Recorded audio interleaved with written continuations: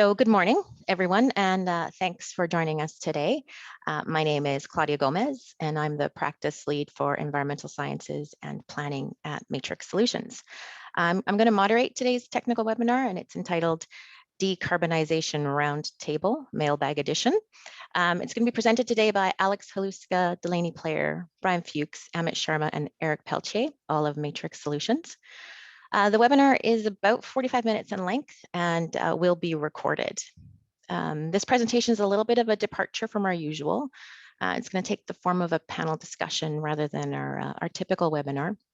And as I said, the panelists will spend the next 45 minutes or so responding to some of the burning, frequently asked questions that are related to decarbonization of the energy sector, so things that we hear pretty often. Thanks very much to those who submitted questions over the last couple of weeks. Our panelists have incorporated responses to as many questions as they could. For those questions that we're not able to incorporate today, we'll be more than happy to follow up with you after the seminar. We'll take some time, of course, at the end of the presentation to address any further questions. If you do have a question, you can type it in at any point during this presentation using the Q&A function, which should be at the bottom of your Zoom screen. It should pop up as you scroll over that area. Depending on how many questions we get, we'll try our best to address them all at the end of the presentation. But if we don't, as I said before, we'll be more than happy to follow up with you one-on-one. I think it's evident we really enjoy our work, and we've really enjoyed actually putting this presentation together. So I know we're all more than happy to continue the conversation after today's session. And as is our norm, we'll be sending out a link to the copy of the recording after the session today. As we have a packed hour of questions and speakers, I'll provide introductions for each of our panelists as we get to their individual sections, so you don't forget the important details about each of them. Next slide, please, Margot. Before we get started today, we wanted to set the stage for why decarbonization is such an important topic for Canada today. As you all likely know, the recent federal budget highlighted a significant investment over $9 billion to set Canada on the path to achieve net zero by 2050. If you're interested in the details, they're in the 2030 emissions reduction plan that was put out by the federal government earlier this year. That reduction plan calls for achieving a total emissions target that's 40 to 45% below 2005 emissions levels by 2030. So for context, that means that Canada will need to decrease emissions from 739 megatons of CO2 equivalent in 2005 to 443 megatons by 2030. So that's a significant reduction. And then the job of decarbonizing our emissions is going to require some pretty significant work and investment in what we believe will be some pretty interesting and innovative projects over the next several years. Some innovations we likely haven't even thought of yet. There's a lot going on in the energy transition space, and no one person knows everything. But we're learning as we go, and we're really happy to be here today to share and learn with all of you. The panelists will touch on some of the proven initiatives that are being implemented right now, many of which you've probably heard of already, and some of the emerging technologies that are being investigated that are going to help us, hopefully, to achieve those climate change goals. So with that, we'll get started with our first panelist. Alex Haluska is a principal hydrogeologist with nearly 15 years of applied experience in water supply and disposal hydrogeology, regional mapping, and hydrodynamics of the Western Canada Sedimentary Basin.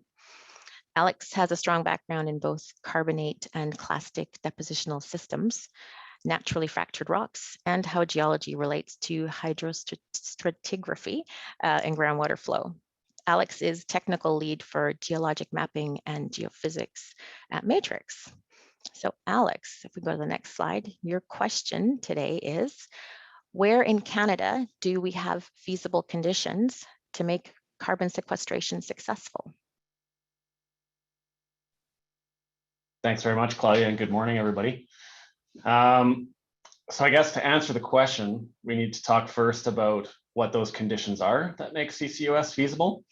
And I'm also going to preface my response by disclosing that I'm a sedimentary geologist. So I'm a little bit biased towards sedimentary rocks, but I think sedimentary rocks are the ideal targets for carbon capture and storage. And there are a few technical reasons for that. One of them being that they're layered systems. So we have intervening layers of permeable porous rocks and impermeable rocks. We call those aquifers and aquitards. The aquifers are where we want to store carbon CO2. And then we have the aquitards as the sealing layers. So the nice thing about sedimentary systems is because they're layered, they're somewhat predictable. So we can map those aquifers out, we can understand where they are, and we can also understand how groundwater flow is occurring in them and what the pressure regime is like. And those are all things that are really important to understand for carbon capture and storage. So thankfully in Canada, if you look at the map on the left-hand side of the screen, we have a lot of sedimentary basins. So this is a map of all the sedimentary basins in Canada. So you can see in kind of the limey green colors, we have offshore sedimentary basins on the coasts. We have more interior basins in the blue colors in Southern Ontario, Hudson Bay lowlands, and then obviously the Western Canada sedimentary basin, which a lot of us are familiar with. So we have a lot of sedimentary rocks. The other things you need are the proper pressure and temperature conditions to store CO2 in the critical phase. So those of you who aren't chemists or forget your high school chemistry, we know that substances exist in different phases. They can be gases, liquids. Supercritical is kind of an intervening phase between gas and liquid. And the understanding is that's kind of the ideal phase for both handling CO2 and injectability of CO2. And the last thing we need is tectonically stable. We obviously don't want to inject a bunch of CO2 into a sedimentary basin, have large tectonic events, which can induce fracturing and faulting and things like that. So advance the slide, please, Margot. So I'm going to talk a little bit more about the Western Canada Sedimentary Basin because it meets a lot of the criteria that we're talking about. But by talking about Western Canada, I'm not implying that the other sedimentary basins in the country aren't good CO2 sequestration targets. It's more so that we know our energy mix in Western Canada is a little bit more hydrocarbon intensive than a lot of other provinces in Canada. So obviously we would want to sequester CO2 in the area that we're producing it. Western Canada is a natural place to be looking into this technology. Next slide, please. So the Western Canada Sedimentary Basin, there are several regional aquifers in this basin that are at the right pressure and temperature conditions, and they have the thick aquitard or confining units overlying them. So if you look at the image on the bottom left of your screen, you can see kind of a cartoon cross-section of the Western Canada Sedimentary Basin from west to east.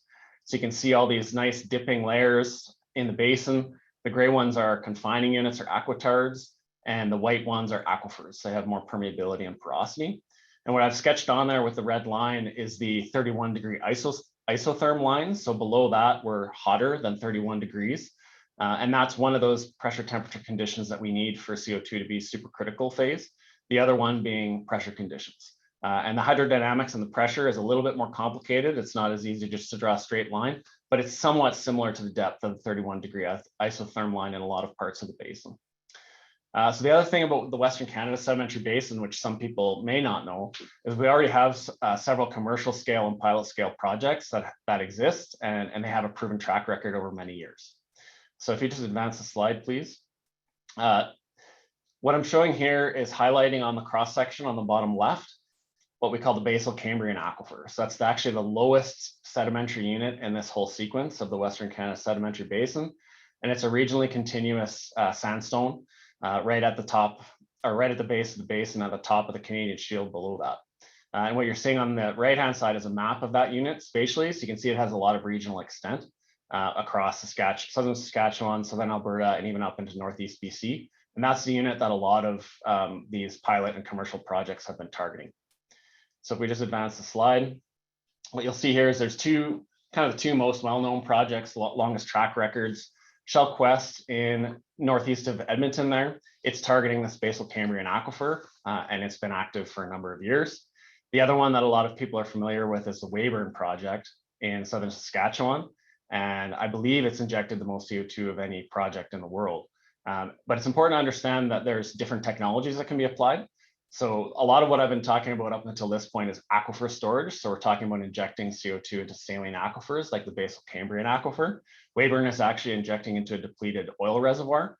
And there's slightly different physics for how you're sequestering the CO2 that apply to depleted oil reservoirs. So things like the pressure and temperature conditions aren't quite as important. So I guess in summary, we do have lots of options in Canada for CO2 sequestration. Western Canada is an ideal location because we're producing CO2 here, so we need to have a place to put it, and we do have appropriate reservoirs to store it.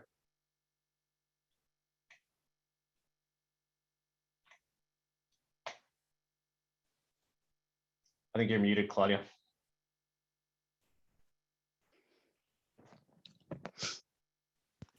Yes, I am. Thank you. So next up is Delaney Player. Delaney is a principal biologist with over 21 years of experience in projects requiring environmental support for research and land use planning. She's worked for various industries, including oil and gas, mining, forestry, electrical utilities, solar and wind energy. Delaney is technical lead of wildlife and also our market sector lead for power at Matrix. So if we could go to the next slide, please, Margot. Here is Delaney. Here's your first question. Do solar panels really work during Canadian winters? I think we've heard this one many times. Yeah, for sure. Thank you for that, Claudia, and I'm excited to be here. So first off, yes, solar panels do work in our Canadian winters, but I'll provide a little bit more context on solar and cold environments. So you can see on the top right, there is a map of the world with solar potential. With the darker red areas, those are the spots that have higher solar potential. However, solar projects may not be feasible in these areas as there is a reduction in power generation at very hot temperatures. So by hot temperatures, I mean temperatures above plus 25 degrees. And so in those cases and in those areas of red, those temperatures, they often have temperatures above plus 25. And at that point, operations may need to include cost prohibitive activities like hosing down panels to reduce the temperatures and such. So hotter is not always better. Solar panels actually love colder temperatures on sunny days. The voltage produced by solar cells on cold days increases and may even rise 20% above the values that you get when a panel is running at plus 25 degrees Celsius. So basically what this means is that the solar panels produce more power in an hour during the cold and sunny weather. Where the problem comes in is the daily or monthly production. So solar panels produce less power per day in the winter because there's less daylight and more days with heavy clouds than in the summer. Because of this, on average, those solar panels still produce up to 80% more energy during the summer months in winter. So it's the sunlight energy that's limited in the winter, not necessarily the temperature that is impacting the power generation. Some additional factors that can reduce efficiency of solar panels in winter are snow and ice. So solar panels don't necessarily get easily damaged by ice, but it does take time for the solar cells to defrost after a freezing night or when there's an ice layer on top of them. So during that time, when the first sun rays shine on those panels, their efficiency is reduced as the sun, or excuse me, as the ice or the snow can block the sunlight that hits them. So again, when this happens, the unobstructed sunlight is then shorter and you get overall less power in those winter months. I have to get questions as well about the snow buildup and how that is considered for these panels. So in many cases, snow buildup isn't an issue because the angle of the panel allows for the snow to slide off. So you can see on the bottom right there is a picture of the sun angle throughout the various seasons, summer and winter. And you can see that based on that angle, it's easier for the snow to slide off. As well in winter, when we have those windy conditions, wind will blow off a lot of the snow right off the panels. And then in certain cases, specific panels can be used that can tilt to remove that snow as it builds up. And then finally, in some places where snow buildup is very common in the dead of winter, given that there is lower generation of power during those winter months, they may decide to just leave the snow buildup for a period of time. So some examples are projects very far north, up in the Northwest Territories, where from December, January, and February, the snow may be left in place and then they will remove it in late February when they're going to have more daylight hours and it's more valuable for the panels to be collecting that sunlight energy. One other consideration is that the panels that are now being designed are bifacial. So basically, what this means is that the panels are able to capture energy from both the sun directly, so the top of the panel, as well as the bottom of the panel. And so they get some of the sun, they get some reflection of the sun off of various surfaces. So in the middle diagram, I have a few examples of what's known as the albedo effect, and kind of showing that grass, so if you have panels and there's grass underneath them, that has a low albedo. And as you move towards the lighter colors, such as light sand or snow and ice, they have very high albedo. So that sun reflecting off the snow back at the panel, again, is another way that more energy can be generated from one panel in the winter. Next slide, please, Margot. And then I did mention that the real challenge in winter is the limited daylight hours, which reduces the daily output. So you can see in the graph in the top right where solar generation is lowest in January and February and November and December.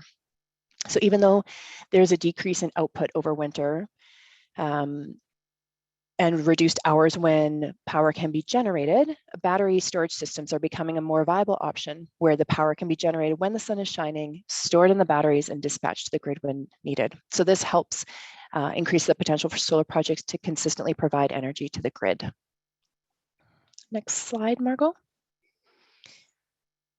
So there are other countries with similar climates to us that successfully rely on solar as part of their energy generation mix. So Germany is a good example as a country with a similar solar potential to Alaska, and where it has similar cooler temperatures as well. And they generate 8% of the country's electricity from solar.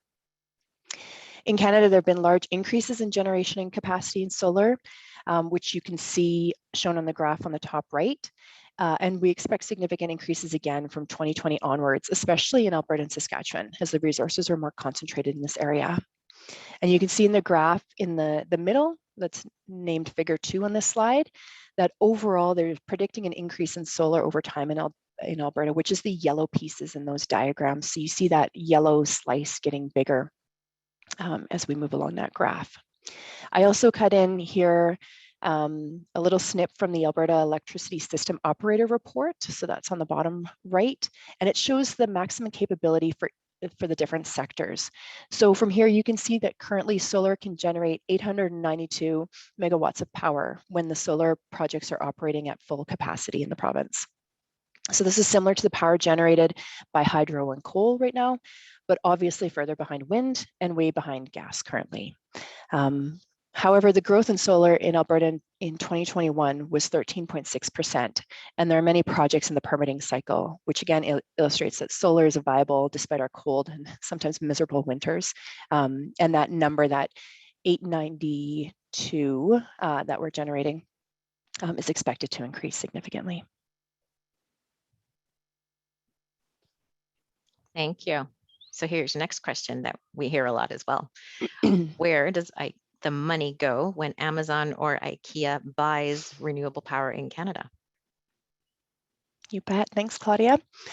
So I'm going to talk about power purchase agreements. So these are long-term contracts between a renewable energy supplier and what's referred to as an off-taker or the energy users.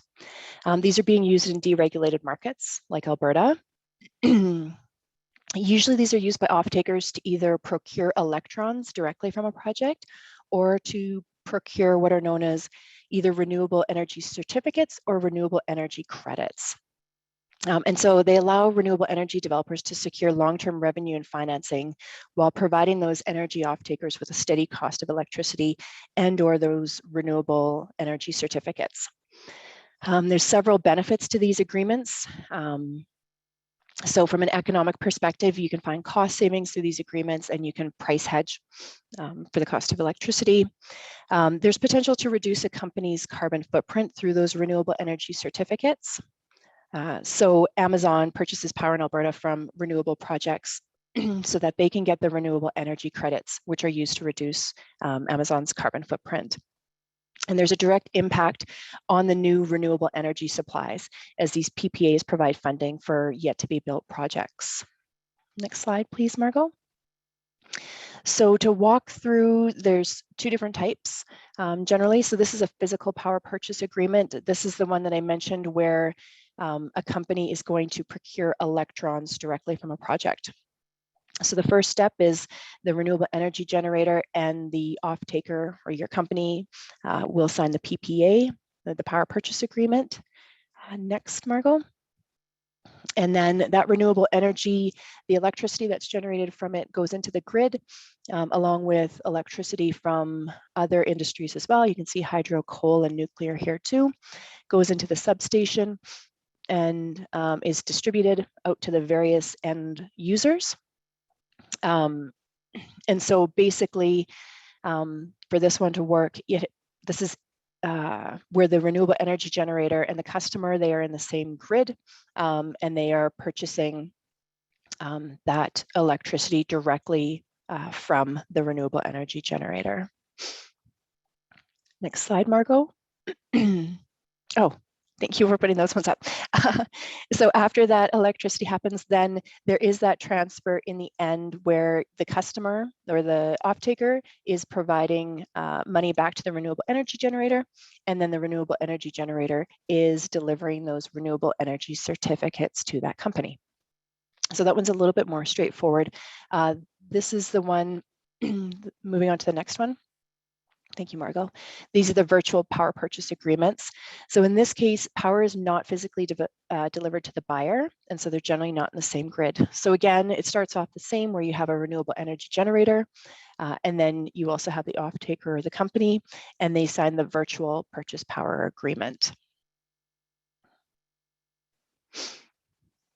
From there, the renewable energy generator, the energy that they generate goes into their power market, and they are given a price for that energy that comes back to them.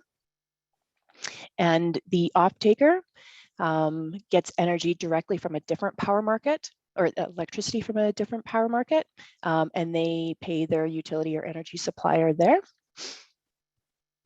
And then there's the settlement transfer that happens between the customer and the renewable energy generator, and the transfer of those renewable energy certificates.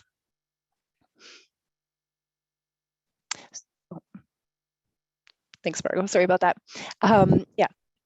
So as stated, those are the two different types and kind of how the different power purchase agreements work.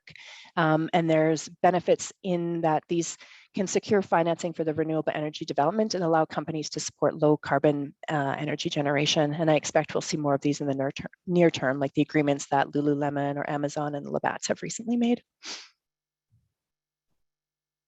Thanks, Delaney. Next up is Brian Fuchs. Brian is the Vice President of Revenue and Growth at Matrix. His technical background is in environmental assessment and permitting, and then currently he leads Matrix's team of market sector leads who are focused on growing the business. Next slide, Margot, please, for Brian's question. Brian, why are there so many different colors of hydrogen? Thanks, Claudia.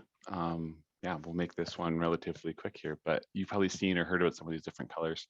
The main thing to know, I guess, the colors just describe the different processes that happen, and they relate at this point to the carbon intensity. And so about 98% of the hydrogen we make in Canada today is made through what we call gray hydrogen production.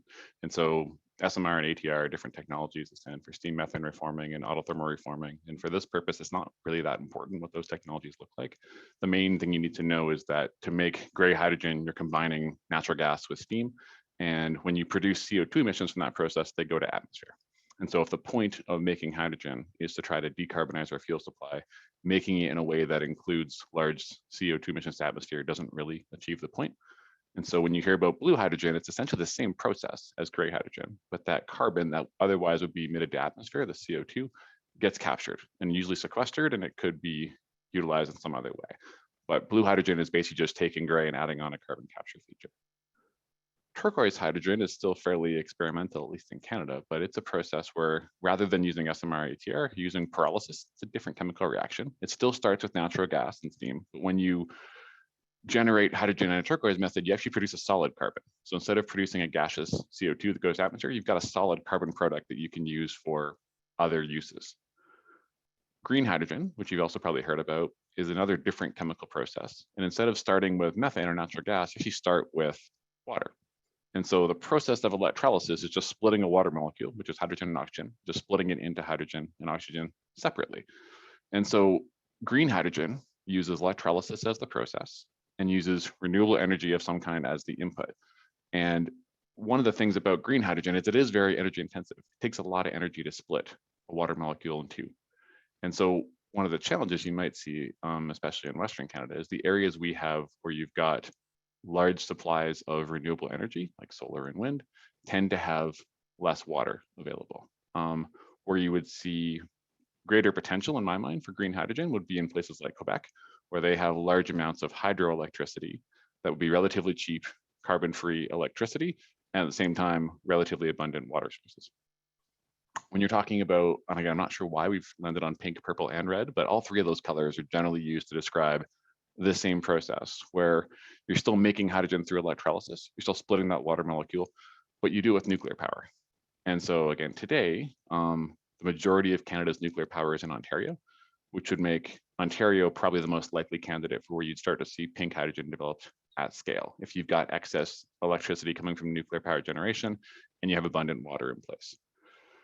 This last process I've called clear is something that I'm sure that the naming actually changes based on the company, but there are some companies looking at different processes that are in situ. So you're in a or generally a depleted hydrocarbon reservoir, which could be petroleum, it could be coal, and you're using some downhole methods to actually be able to separate the hydrogen from that existing hydrocarbon underground.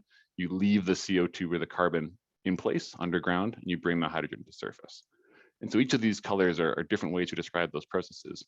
Going forward, I think what's going to happen is we'll talk less about color and more about carbon intensity. And that will really be the question, is just how carbon intensive is the process by which that hydrogen is made. And at this point, we're expecting regulations around that. We'll follow suit. We'll see that governments will be less specific about colors or branding and more just trying to meet some minimum thresholds around carbon intensity of that hydrogen manufacturing. Thank you.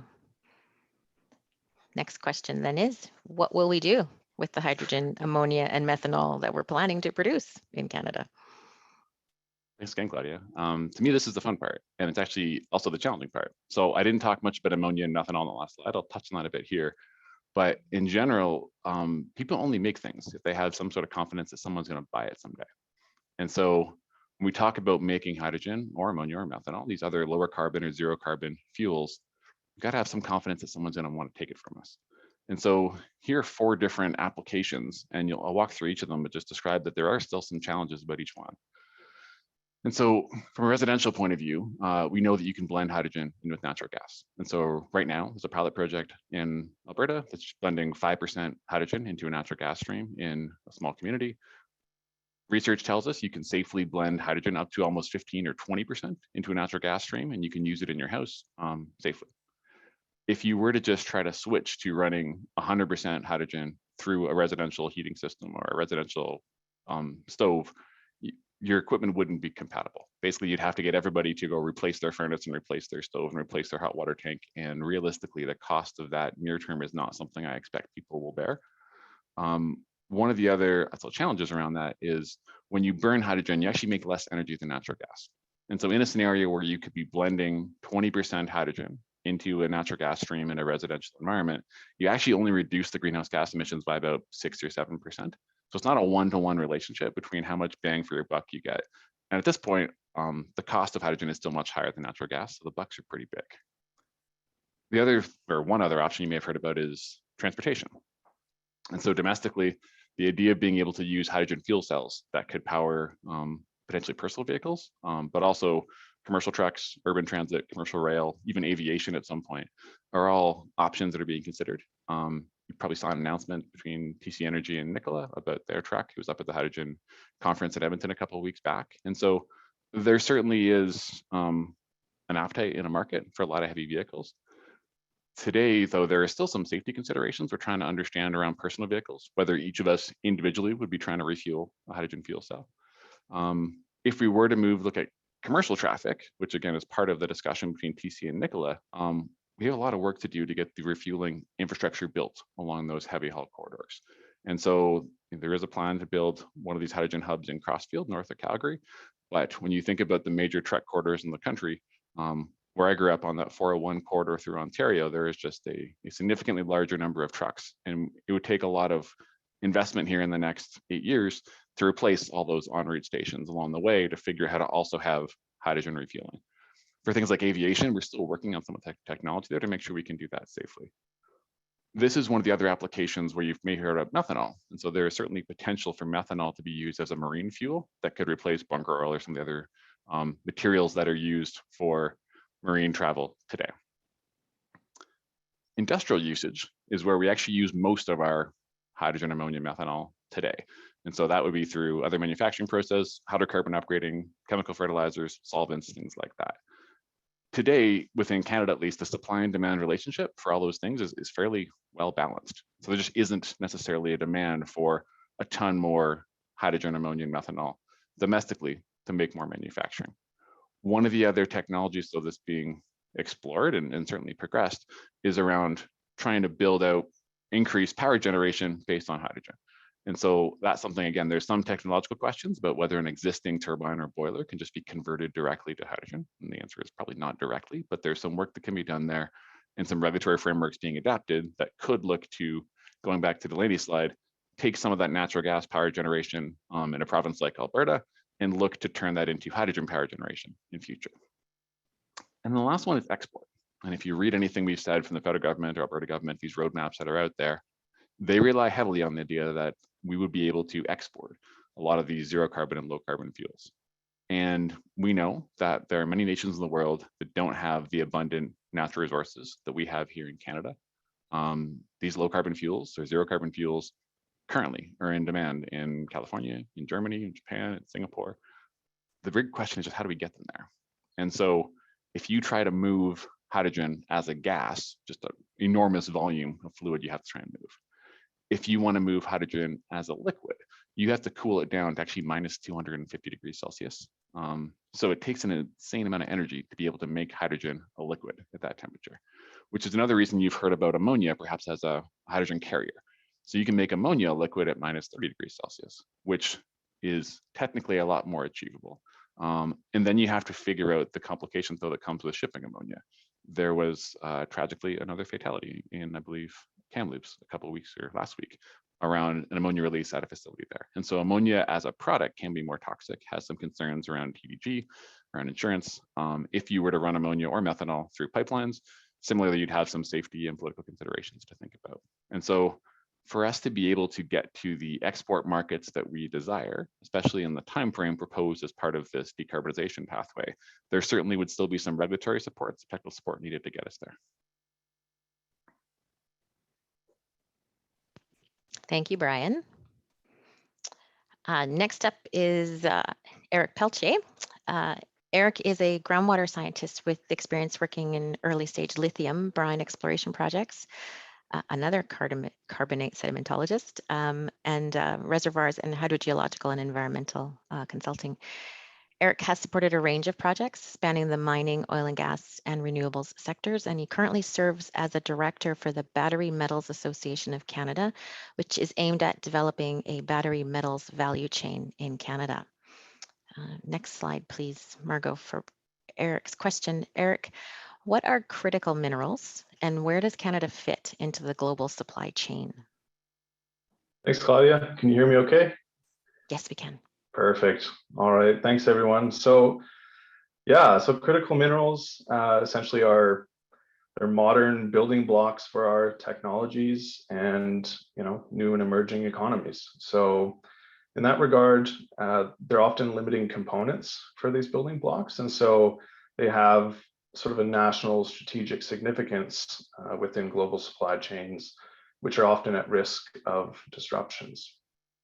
So in the context of decarbonization, really these play a pretty pivotal role because they are essential to deploying some of these new and emerging clean energy technologies. Probably the most notable example of this, as many are familiar, are battery metals for EVs, electric vehicles, and other energy storage applications. So we've seen a big push to deploy specifically lithium-ion batteries. Really, that makes up the lion's share of the lithium demand today. Even 10 years ago, that was not the case. But there's other, obviously many other applications for a number of these critical minerals, such as, rare earth magnets deployed in wind turbines and electric vehicle motors. You have even things that are, not necessarily rare, such as copper for transmission lines. Because the demand for these minerals is set to increase substantially to meet decarbonization targets, we really run into this challenge where these minerals are difficult to come by. So Canada has actually established a list of 31 critical minerals. These are essentially both for domestic production and use in diversifying our economy, but also to bolster our role in the international space as a sort of preferred supplier of choice for these minerals. So a lot of this hinges on, the projected demand to reach our 2050 clean energy targets. And in many cases, some of these elements are actually, projected to see a 5 to 6-fold increase in demand, with some projected to go even beyond a 10-fold increase. So there really is this monumental effort that is needed to really supply these minerals, and they're often the limiting factor to being able to produce and deploy these technologies. And that's really where that strategic component comes into play. Many nations have actually devised their own critical minerals lists, and this is largely to address the fact that a lot of these critical minerals are geographically very concentrated. So the supply chains in many cases have very little diversification, and you run into a host of potential geopolitical challenges to support the energy transitions that are designed by these critical minerals. If we go to the next slide, I think this is kind of the piece there when we talk about where does Canada fit into this question. Well, oftentimes, the first thing is that Canada is very you could say blessed in the sense that we have actually all of those 31 critical minerals in place. So the prospects, the geological conditions are there. But we're also a preferred mining jurisdiction with a very strong environmental performance. And this is important because we've seen that a lot of the ESG frameworks, environmental social governance frameworks and standards attract more of a premium. And so especially in the context of decarbonization, it's not so much just having the minerals, it's also how you're able to produce those. And so Canada is presented with a pretty significant opportunity to really fortify that reputation as a stable supplier and to diversify those supply chains sort of as an added or growing player in the space. That sort of ties into the strategic locations. So a lot of these supply chains are not North America focused. And so Canada has a big opportunity to help supply sort of stable, you could say almost local North American supply and develop those resources. And we draw from a very innovative culture. So, all the way from the early onset kind of upstream raw material development through to deploying those minerals, those elements into technologies, and ultimately the end of life, recycling those back into sort of a circular supply chain, if you will. There's no getting around it though. This is inextricably linked with mining in Canada. And so recycling is a smaller component. We need a lot more material with those demand projections. And lastly, Canada has an excellent set of talents. So, trained, technically skilled, proficient workforce.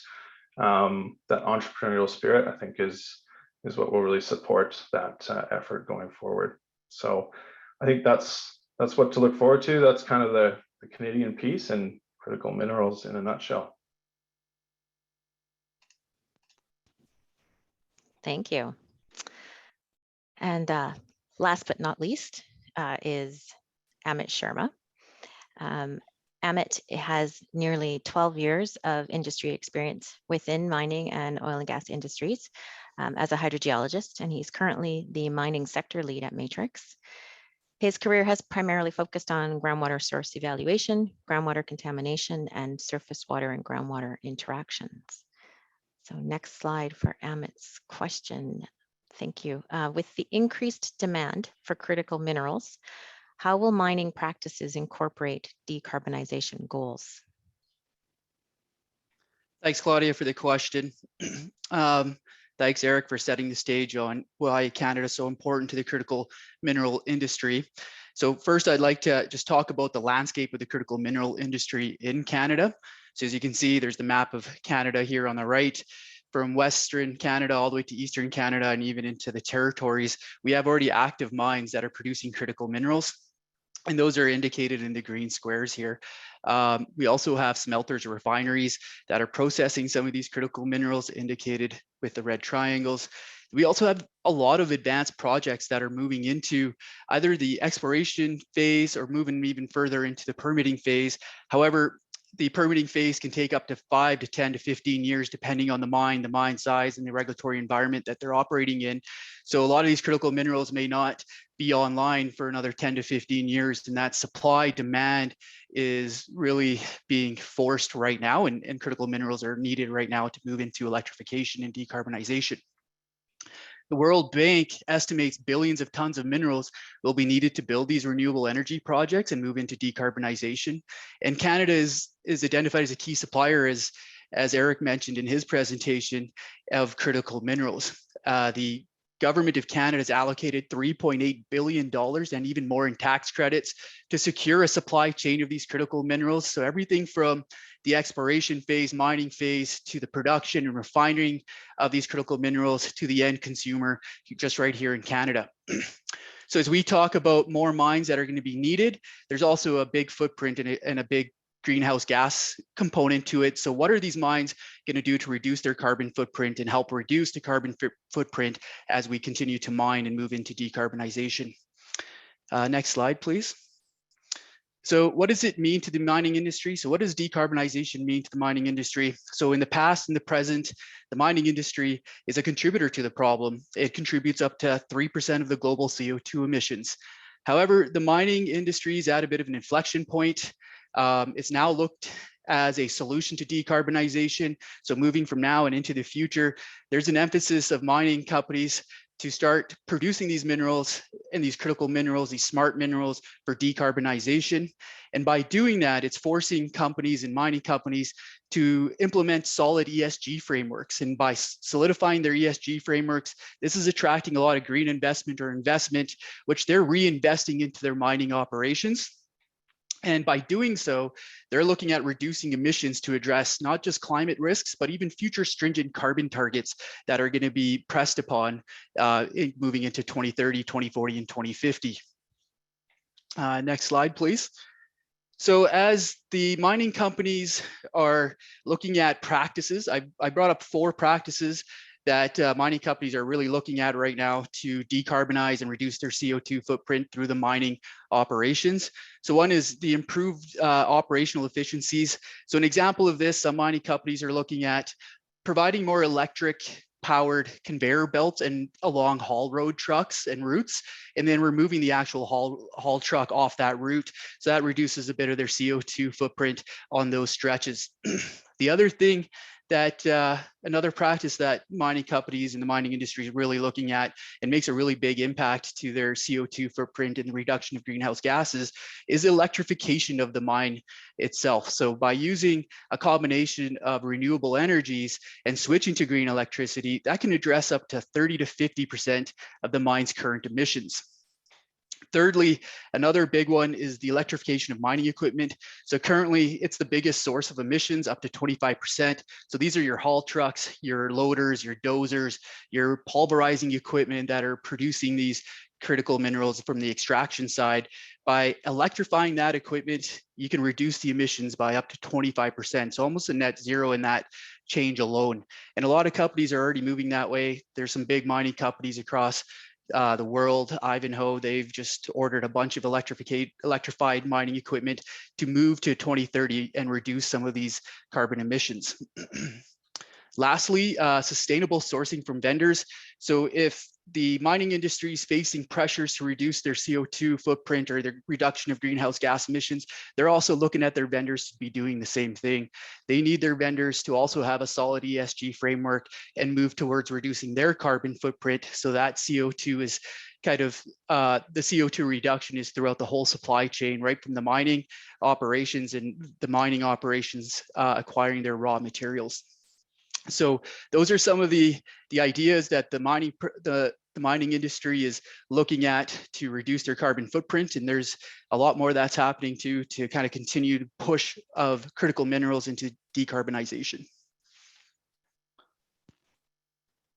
Thank you. We're going to jump over to Brian again with a question that I think not a lot of people know the answer to. What does it actually mean when people talk about a circular economy? Thanks, Claudia. For anyone who's wondering, I know we haven't quite nailed our 45-minute target. This is our last question. And so then we'll open it up for anybody else who's got additional questions about things we talked about or things we didn't talk about that they wanted to hear perspectives on. So the main thing I wanted to cover with this slide is just, the left-hand side of this slide, talking about linear economy. I mean, today we just make too many things that are manufactured to be discarded. And so that linear economy, you might ask how this relates to decarbonization. It's really just the more things we make, the more we have to haul around and dispose of. And largely speaking, those things will lead to increased manufacturing and increased emissions. And so in our personal lives, you can think about some pretty simple things. Easy one for me is a bottle of dish soap. And we buy dish soap, it comes in a bottle, you use it up. When you're done, you put that plastic, most of us put it in the recycling. The reality is though, only about 8% of plastics in Canada actually get recycled and repurposed into new materials. A large portion of that still ends up as waste. And so trying to think about a principle of how do you take that dish soap bottle and just reuse it again or repurpose it in a different way would be, I guess, the principle we talk about. When you extend that to the energy industry that we focus on here today, there are many opportunities so we could try to circularize that economy. And so around critical metals, like you heard Eric and Amit talk about, there's a company in Toronto who's working to try to basically scavenge some of those critical minerals from used electronics. And they're able to go through old phones and computers and things, and they'll be able to re-procure some of those products for use and do it in a way that has a smaller economic or a smaller environmental footprint than developing a new mine, and often a smaller economic footprint than trying to develop a new mine and then transport those products around the world. Similarly, we talk about the solar panels and wind turbines and things, as Delaney was referring to. We know that manufacturing those components takes a lot of materials. Today, we still don't do a great job of repurposing those materials, but we know we're starting to. I was reading something last night about a facility down in Missouri that takes old wind turbine blades and shreds them, and it turns some of those products partially into cement, about 75% of it, and the other 25% they actually use as fuel in power plants. And so trying to figure out how to repurpose a wind turbine for a different objective. Another way to think about it from a land point of view is around brownfield redevelopment. And so it's not quite the same circular economy principle, but if you have a facility like an old mine site or an old oil and gas site, and you have potential to develop a new solar facility, you could build that solar facility at a greenfield site that's currently got some agricultural use, or you could look to develop it at a legacy site. Today, I'd say especially in Alberta, we don't have a great regulatory framework that encourages reuse of previously disturbed land for other intents. And it's something I really think we should work on to try to figure out how to limit the amount of new disturbance we have. I guess lastly, we think about water. We talked about hydrogen, and another zero carbon fuels still require large amounts of water. We also have industries that produce large amounts of water, whether it's tailings or it's produced water from oil and gas manufacturing, or potentially even gray water from other municipal uses. Trying to figure out how to repurpose some of that water and use it to make hydrogen or ammonia or methanol would be another potential opportunity that would look at a more circular framework as opposed to a framework where things just get used and discarded. And at this point, the main question here is really economic. So as long as it is still cheaper and permissible to generate new stuff and then discard it, there's much less incentive to look to reuse. And so some of these topics we touched on today around the scarcity of materials and some of those supply chain constraints, in some ways actually are constructive to shifting our economy to make it more circular in the future. So with that, yeah, we're done here. What do we do as Matrix? So I think where I'd just say is the technology that we look at is certainly moving fast, and regulatory frameworks in each of our provinces and across Canada don't always do that. And so it's one of these areas that, as Claudia mentioned at the top, we're really passionate about this work. And we've got, you had a host of panelists here. There's many more people at Matrix that are spending time working on these types of projects, engaging with regulators, helping develop frameworks to understand how these things can get permitted and get permitted quickly, because 2030 and that 40 to 45% reduction in carbon emissions that Claudia talked about, those are coming really soon. We're really proud of the technical expertise we have, the relationships we have, and the way that we're able to communicate some of these interesting or difficult topics to a whole host of audiences. And we think those things are really valuable as we support decarbonization and any of these energy transition or energy addition processes going ahead. And so with that, we only have 9 minutes, but Claudia, we only have 9 minutes, so we're going to move to questions. Thanks, Brian. Just a reminder for everyone that if you have a question, you can put it into the Q&A at the bottom of your screen there. It should pop up when you hover. We have a couple of questions. I'll start with one over here. I'm not sure who wants to jump in and answer this one, so I'll let you all fight over it. The question is, what does Matrix think about the potential for nuclear power to support decarbonization? Who wants to take that one? I don't mind jumping in, but if people want to add to it, by all means. I mean, no, it's a great question. When we hear an awful lot, for sure. Because I grew up in Ontario, where about 60% of electricity is generated from nuclear today. And so it's actually not that uncommon in Canada. I think one of the things you've probably heard about that's different would be around SMRs, or small modular reactors. And so today, these existing nuclear plants are, massive, expensive, permanent features, often located next to very large water bodies in the event you had some sort of emergency that required a massive amount of cooling right away. And so SMRs, by their definition, they're designed to be smaller and modular. And so I think if you compare it in terms of size, I should get this wrong, Bruce Power had large plants in Ontario, I think it makes 6,000 megawatts of power. And SMR scales from about 75 to 300. And so they're a lot easier to be able to move into locations that maybe would be harder to decarbonize. One of the examples certainly could be in Alberta's oil sands, where we have lots of these existing GE Frame 7 cogen units that are all about 85 megawatt rated. The alternative of having a zero carbon SMR certainly could be appealing.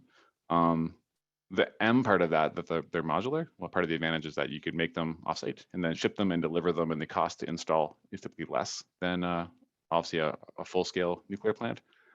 One of the other differences that I've read about SMRs, at least, is that just they operate at lower pressures and temperatures. They have some passive cooling methods that make it less likely that you need to dump all of Lake Huron onto a nuclear plant in the event there was some sort of emergency situation. And so the safety risks are lesser. The applications are different and more unique. And at the same time, we are still a ways off. So I think you may have read about memorandum of understanding that was signed by Ontario, Alberta, Saskatchewan, New Brunswick, I believe are the 4 provinces that are part of that. You have some private sector work that's progressing. So Cenovus has publicly stated a desire to have an SMR in place by, I believe the time frame is 2027 to 2035. And yet people are working on it to meet that timeline. I know I was at the Energy Roundtable event in Calgary last week, and there were representatives there from Siemens and from SNC, I believe, that were talking about the technology work they're already doing and what's happening in their sectors or in their companies to try and make sure we can make that technology real. So I think nuclear has a role to play. I just think we're still maybe farther away from having broad scale SMR adoption or large nuclear plant adoption compared to some of the other technologies in front of us today around solar and wind and carbon capture. Anyone else feel like adding to that? Anyone else want to add to that? No, it seems a pretty fulsome answer. The next question, I think this one's going to be for Amit and Eric. Have any substitutes been found for the critical minerals that are required for batteries, etc.? So other items as well. Yeah, no, that's a great question. It's actually, so short answer is yes, the battery space, that technology seeing breakthroughs quite regularly. So those, you know, that technology is progressing. There are new ideas and technologies arising, but I think the timeline is probably the piece to consider in this, because what we've seen is that, you know, while there are advancements, it's very different to bring that into scale, right? So lithium ion in that regard has really sort of kind of taken the lion's share of that market, and that we've seen, you know, big investments into the manufacturing capacity for those. And even within the lithium ion space, there's actually, you know, what we're seeing is that there's lithium ion batteries are made with a variety of different chemistries. And so what's changing more so in the short term and medium term is actually the proportion of those constituent metals. So, you know, we've seen basically the original lithium ion battery chemistry, which is dominantly lithium and cobalt, has now transitioned into more of a nickel-based chemistry.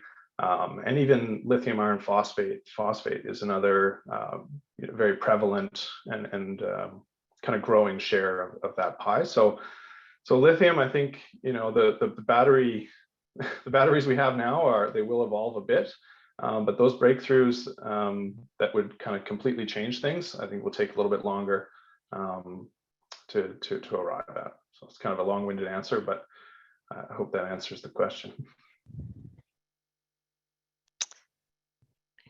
All right, thank you. We have 3 minutes left.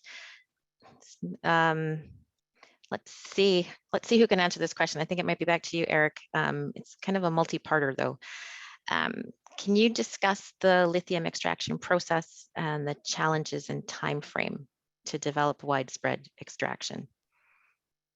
Sure. Yeah. So this question seems very specifically geared towards direct lithium extraction technology, and so this is a technology that a lot of folks are watching very carefully, because it would essentially, you know, as it advances, it unlocks more and more dilute resources. So you're actually able to tap into things like oil field brines or you know, geothermal fluids, things of that nature, which are typically lower concentration lithium than conventional deposits today. But that technology is moving very quickly. So we've seen, even in the last 5 years, you know, that the technology has gone from being able to process 100 parts per million lithium down now to, you know, some technologies reaching into the 50 part per million range, which opens up a lot of resource. And so I think direct lithium extraction technology is moving along. Part of the challenge is actually, you know, when we consider these technologies, it's almost a two-part, where you have the technology component, but then you also have kind of the resource and deliverability component, because these obviously demand a significant amount of volume. And so actually at Matrix, that's part of the equation that we've been very focused on, is supporting some of those projects that have these volume requirements for producing these brines to pair with different DLE technologies. I think I'll probably leave it there for time. Happy to speak to, there's a couple different types of DLE technologies, but just get folks to reach out if they want to chat more on that front, because I think we're nearly at time. So we are nearly at time. So apologies to the questions that we were not able to get to. But I just wanted to take this opportunity to thank everyone for joining us today. Happy to see so many of you, and thank you very much to all of the panelists for your work in wrapping your heads around some of these questions and how to provide excellent responses. As I noted at the beginning of the session, we are recording. This has been recorded, so we will be sending out a link to all of the participants to the recording, so you can listen to it over and over again and maybe generate even some more questions. And as I said earlier, of course, all of the panelists here would be more than happy to answer your questions one-on-one. So feel free to reach out, and we will follow up with the questions that we were not able to address today. So thank you, everyone, and have a great rest of your day. Thanks, Bye-bye. everybody.